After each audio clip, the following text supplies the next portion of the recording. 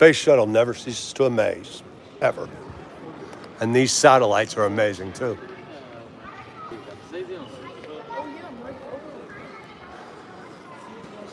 Space Lab was one of the coolest things to ever have happen. Those rocket engines on Space Shuttle Discovery are absolutely phenomenal.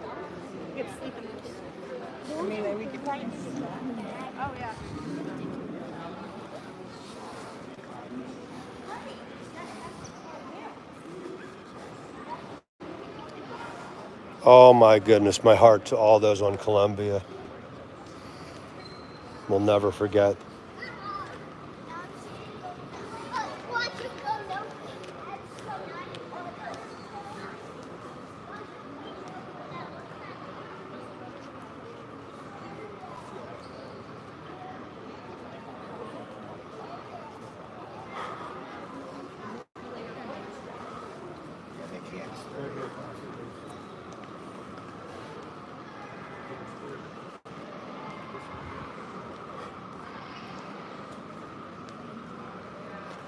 Never ceases to amaze. Truly phenomenal.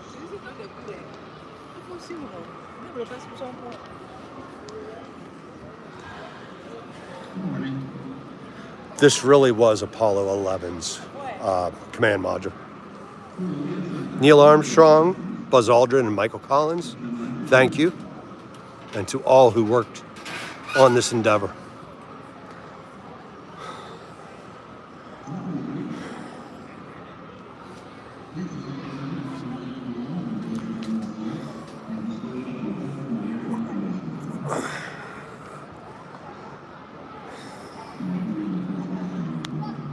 Bruce McCandless made that happen. Takes some guts to be untethered in space.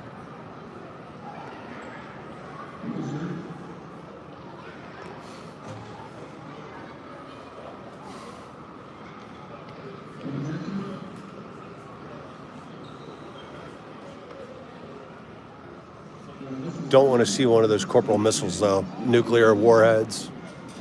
No thanks.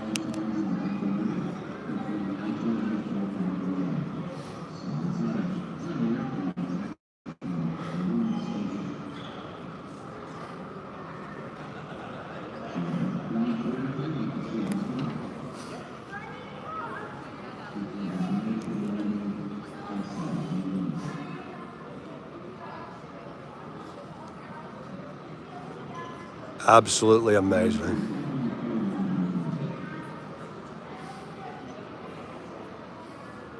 Show you guys the SR-71 in a minute. Just got to rest this back.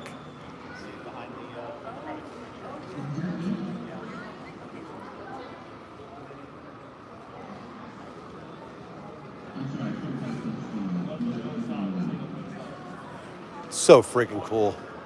Neil Armstrong, Aldrin, Collins, the Apollo 11 command module.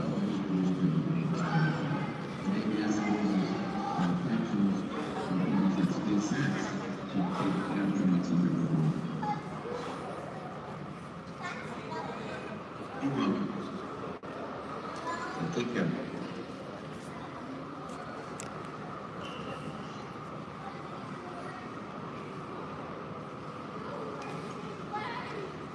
Morning, sir. How are you doing?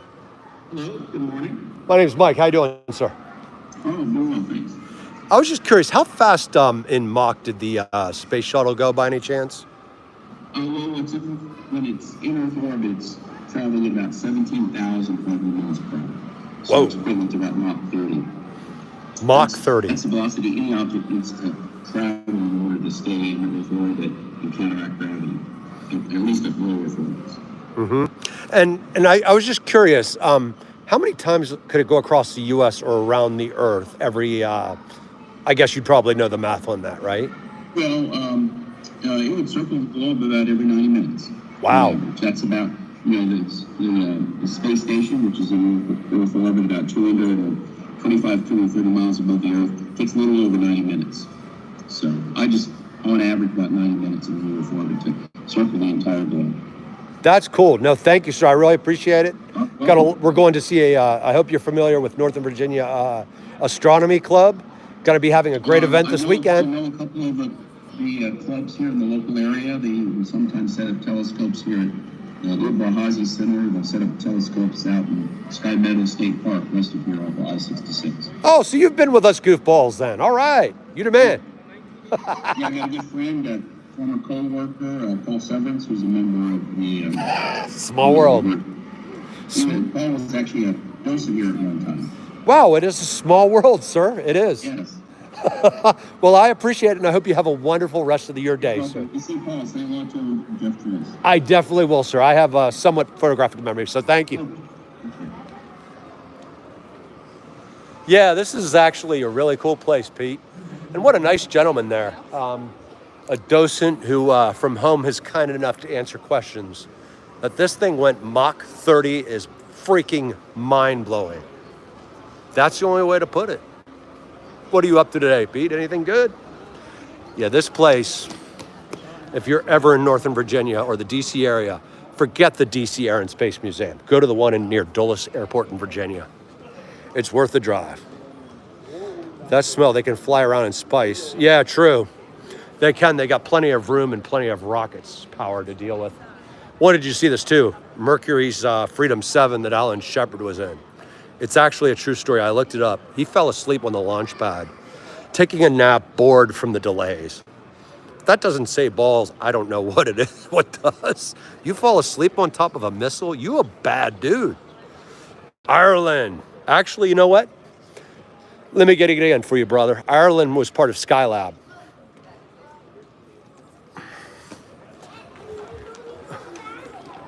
Yeah, I wish you guys could have it.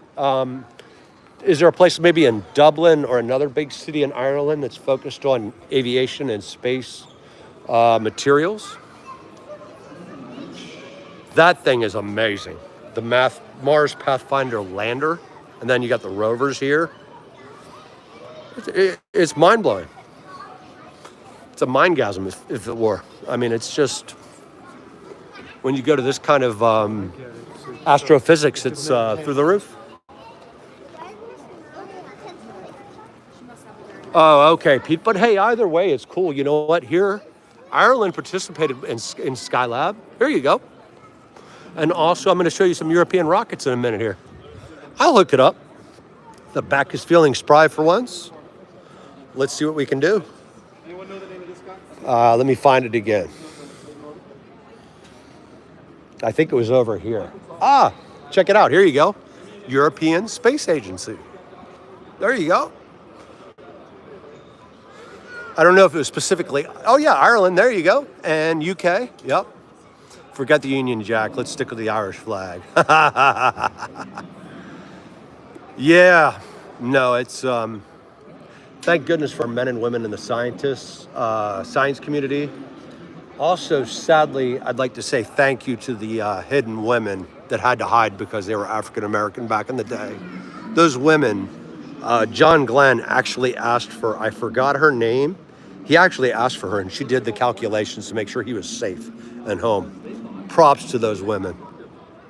They are American heroes and I'm glad they're finally being recognized. It's about freaking time. But yeah, this thing's bad. This thing is, I do regret not going to see one of these launch now, but Discovery, as you know, was first to space after the Columbia and Challenger. We're gonna go up the SR-71 in a minute. The Blackbird is just too freaking cool. We got some other missiles over here that I don't want to meet. I don't think anyone would want to meet that. The size, that size alone is just unbelievable. That thing it defied gravity. Well, there's the Corporal missile from the U.S. Army. I'm glad that those are eliminated. Unfortunately, what's replaced them is far worse.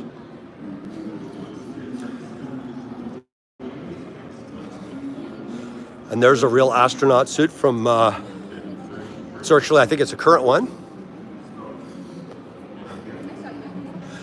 Go take a look at the Blackbird.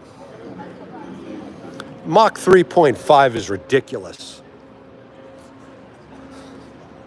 This thing, I believe, went across the U.S. in 28 minutes. I could be wrong, but I think that was the record flight of the SR-71. Literally took 28 minutes to go across the U.S. It's just nuts. And those engines, holy. See if I can find the torque ratio again, because it just blows what's left of my little mind. That is phenomenal. Then you can see the Flying Tigers. There's, I think it's a P-41, if I'm not mistaken. Then the Curtiss plane that Charles Lindbergh flew during a mission. Check it out here. The SR-71. I'll see if I can find a speed for you, or power. This is just mind-blowing. And if you've seen Transformers, yes, this is the same one in Transformers 3. Oh yeah, what does a terrorist not want to see? That Predator drone. Glad we have them, and glad other countries that don't like terrorism have them. What did terrorism earn you? A nice explosive bombing, a boom.